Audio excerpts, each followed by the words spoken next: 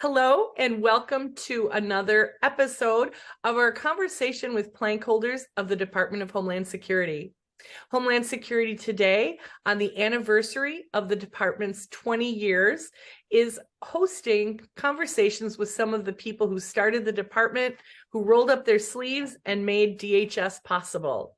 Today, we're extremely excited to talk with Jim Williams, who was a director of U.S. visits when the department began. And welcome, Jim. Thank you, Kristina. It's always nice to be with you. You know, I call you a DHS celebrity, so it's an honor to be here. I don't know what to say about that, but I appreciate it. I certainly love to hear the stories of the beginning of DHS. I have been doing Homeland Security since right after 9/11 as well, but wasn't at the department. So it's very exciting to hear the stories. Tell us a little bit more about your time and U.S. visit.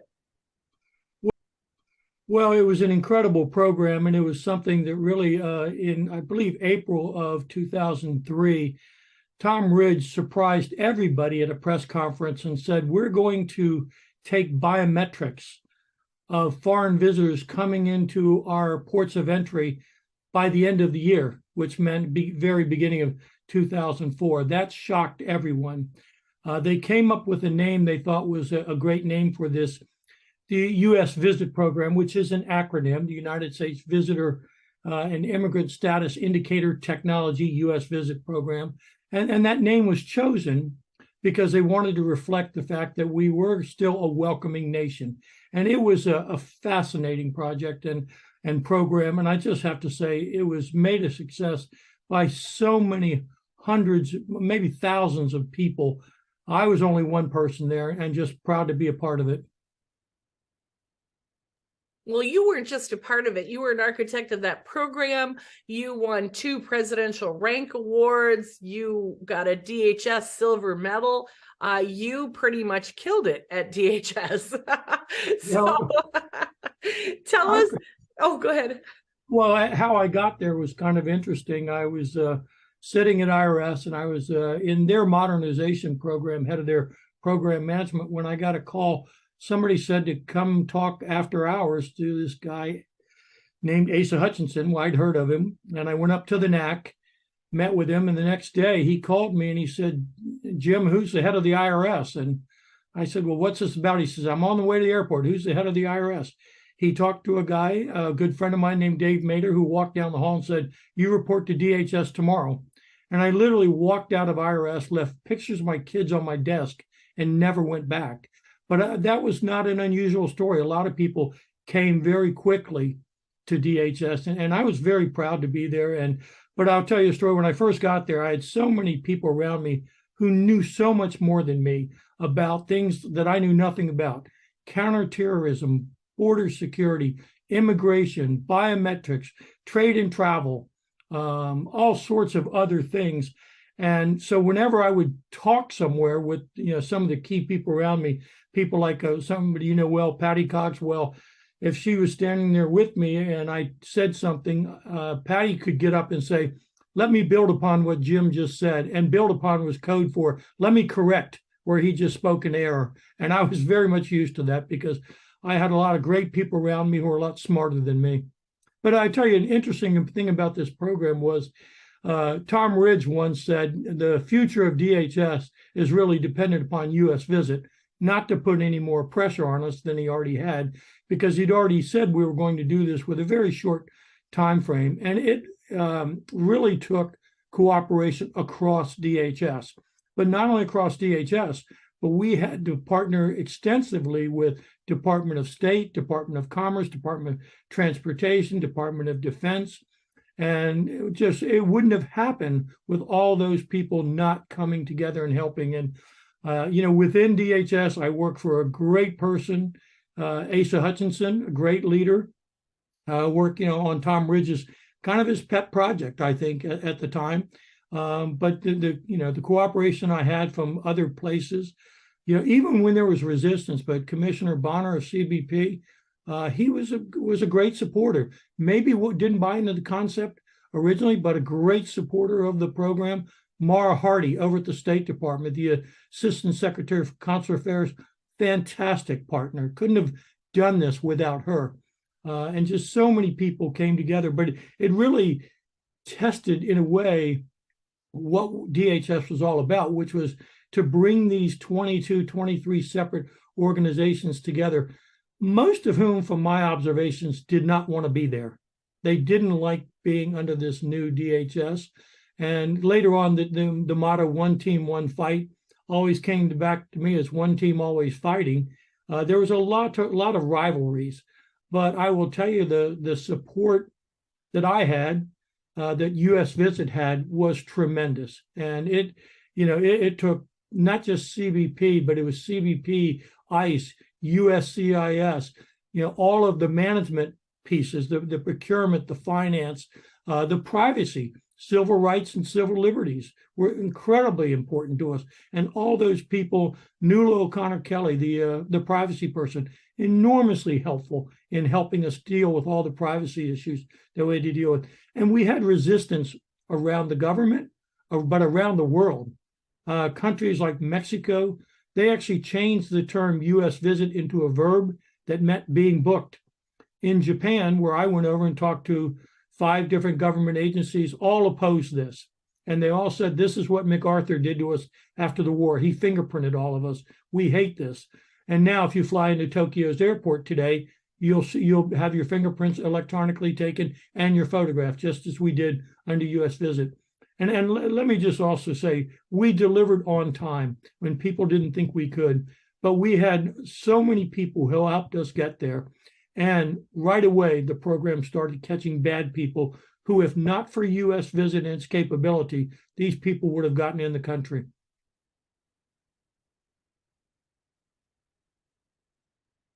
Yes, no, that's absolutely right. And it's amazing that you talk about how that unity, no one kind of likes change, but at the same time, I think some of the impact of DHS is certainly having brought all of those groups together 20 years ago.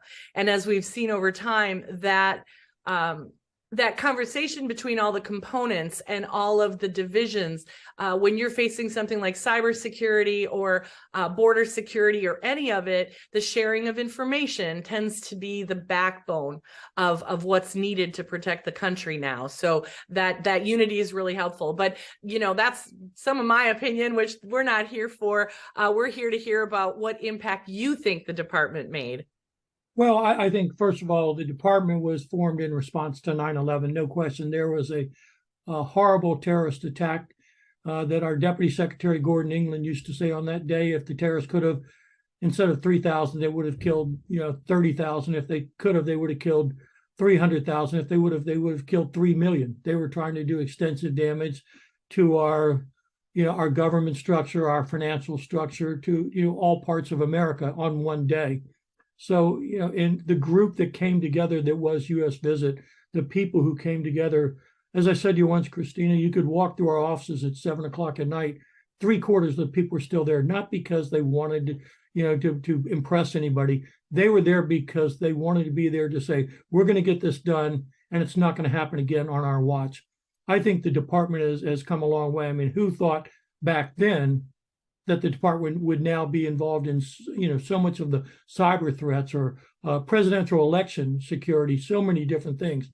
It was formed, and it had the missions of really border security, and it had, all of the immigration pieces in it, including USCIS, which was a benefits organization, which felt like a duck out of water, even though they are a critical part of DHS, but the disaster response and relief, FEMA, they were an independent agency. So it was just amazing that the people that all came together didn't want to be there, but when they looked at a common goal, and the people at U.S. Visit, I think, had really unimpeachable goals, and we set 4 clear goals, and our goals were to ensure the security of the American people and visitors to our country. Both were important, because we wanted people to come to the country. We wanted to ensure integrity in the immigration system. If we're going to have an immigration system, let's follow the laws. And actually, the laws for an entry-exit system had been on the books for a long time. It was really Tom Ridge who made the decision. We're going to move forward, and we're going to do it with biometrics, and we're going to do it very soon. But we also said that we wanted to protect people's privacy. That was very important to us. We wanted to make sure that as we were taking data from people around the world, that we were going to be trusted with that data. And that was, we live by these things that we put forward, and to not only ensure security of visitors and the American people, but we also had to look at our economic security. We had to facilitate legitimate trade and travel. At the same time, we had to protect privacy, and we had to make sure we had integrity in our immigration system and protect what's dear to America, our civil rights and civil liberties. So all of those different goals, many people thought they were conflicting goals. I did not, but they became something that required the cooperation of so many different groups to have all that come together. And it came together through really changes in business processes, huge changes in policies. And I'll give credit to all the people in policy who helped us get all those policies done on time. The technological challenges were enormous, dealing with legacy systems, and the workforce that we dealt with, and State Department. They were a key partner. Most people don't realize on the day we went live in January 2004, I was with Tom Ridge at Atlanta Hartsfield-Jackson Airport when it went live, but it also went live with a connection to a State Department system. And State Department at the same time had to do something at all of their consulates around the world to take fingerprints on that day too. So it was really a worldwide effort. It was just an incredible feeling. And I think when you talk to people who worked on U.S. Visit, they're very, very proud of what they did.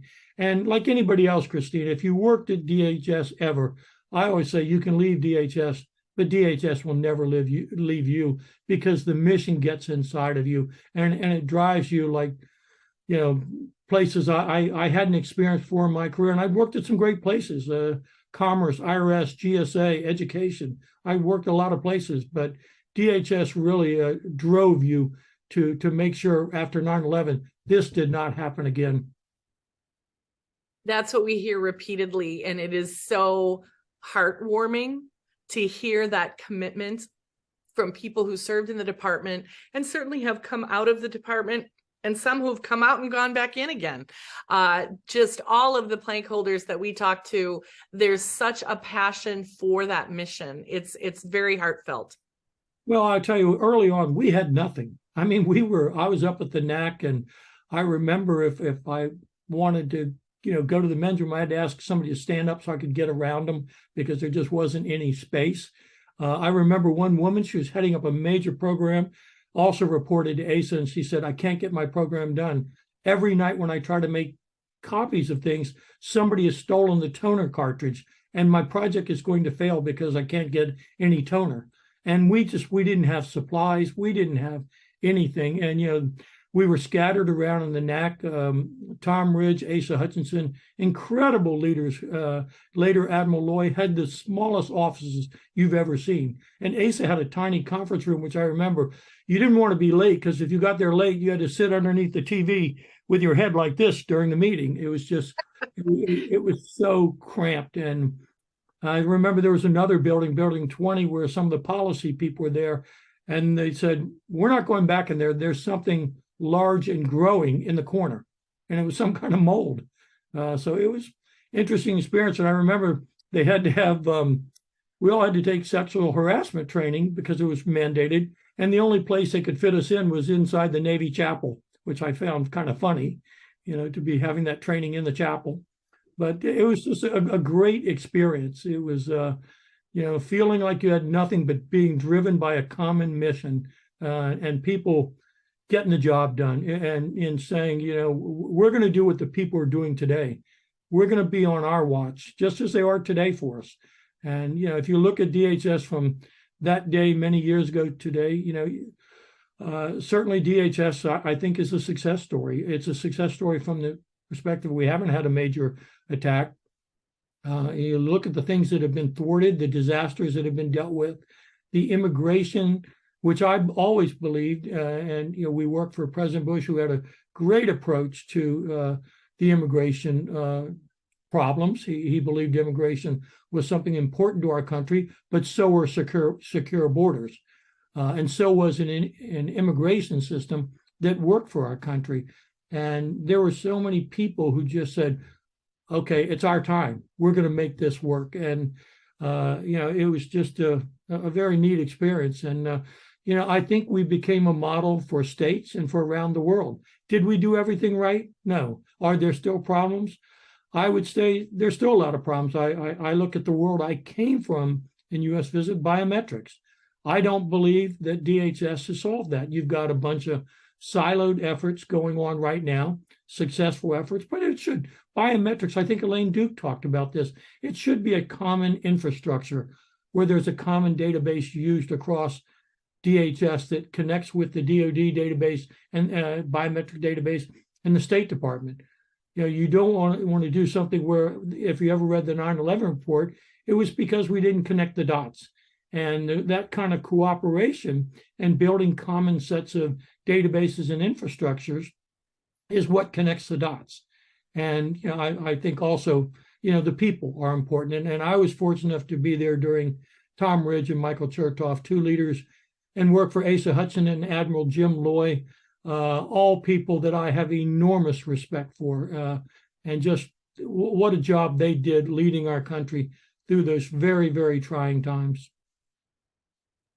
Absolutely. And you kind of have really answered our second part of our question, which was not just the impact that DHS has made, but where it should go in the future. I think you're absolutely right that connecting the dots is a huge part of what DHS has accomplished to a great extent, but it also illustrates how difficult it is to get everyone to share information and around the same table and get all of that done. Well, I'll tell you one responsibility I had for a short period of time was to try and knit together the trusted traveler of TSA and CBP. And I had meetings over a few months, and at the end of a few months, there was complete agreement that TSA and CBP would share nothing. And now, today, you look at TSA PreCheck and Global Entry, and they are merged, and they've come together. And I'm very happy to see the cooperation there in terms of those programs and how they vet people that should come together. Disappointed that they're not further along in the biometrics. But I think, that looking at first of all, the components, the operating components, they have to be supported and be allowed to achieve operational excellence. That's the people, the men and women on the front lines, whether it's Coast Guard, whether it's CBP, TSA, ICE, USCIS, CISA, FEMA. Those are the people right there on the front lines doing the work.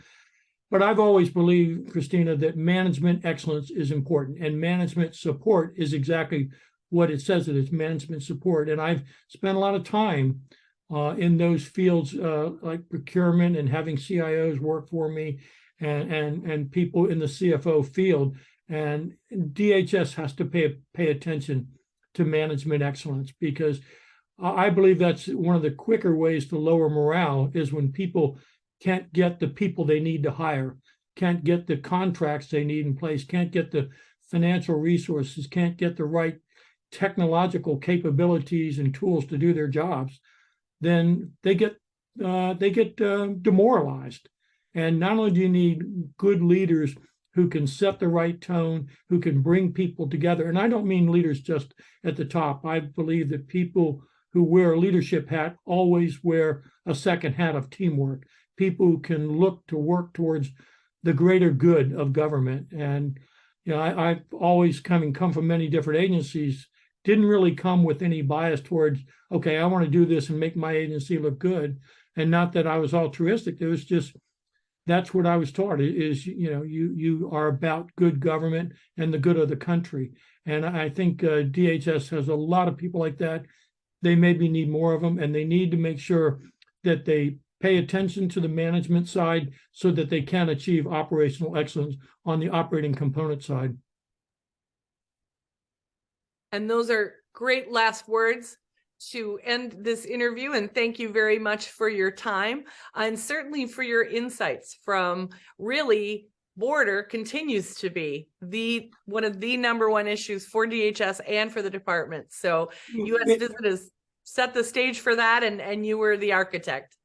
Well, I won't say I was the architect. I was brought in as a director, but I will say, clearly our southwest border and now even our Canadian border, and it's not just the borders, it's, the ports, it's the water, not just, the land. It's still an enormous problem in this country. And I think, Congress needs to look at and the administration work together to get us an immigration and a border security system that works for both the security of our nation and for the economic security of our nation. I think it's very, very important, and we can't turn a blind eye to it. It's going to get worse. And all these threats, whether it's cyber, whether it's disasters, whether it's the immigration, border security, they're all going to get magnified over the next few years. So we better deal with them now. Absolutely. And we'll echo that and say, we stand ready. And all of the plank holder interviews, we're certainly giving a lot of good advice to the department and certainly educating the American people about the tremendous task of creating DHS and the good that it's done since its inception. Thank you for joining us, Jim, and thank you again for contributing to the nation's security throughout your career, and for certainly being a strategic advisor to GTSC, and for continuing to carry the banner of good government throughout your life. Well, thank you, and thanks to the people who are standing watch today. I mean, they're the people who are keeping us safe and able to sleep at night, both in Department of Defense, but every department, but Department of Homeland Security. I mean, these people, they'll get criticized and they don't care. They'll just do the job, and I love that about all the people at DHS. Absolutely. We thank all of them at almost every interview. We thank them and appreciate. Yeah, you're right. There's a lot of criticism, and they soldier on. So thank you, Jim, for all of your positive words and for your fun stories, because it's fun to hear about the beginning, and certainly where we've come. Thank you. You're welcome. Good to see you, Kristina.